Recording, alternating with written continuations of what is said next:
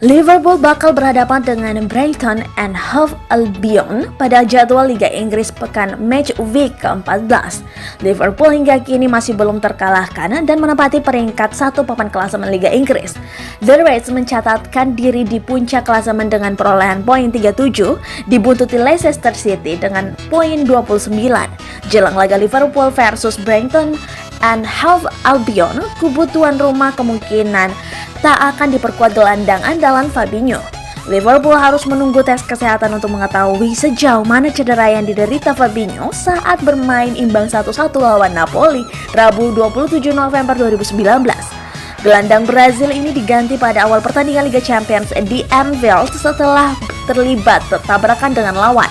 Pelatih Liverpool Jurgen Klopp pasca pertandingan hanya berharap Fabinho tak mengalami cedera serius.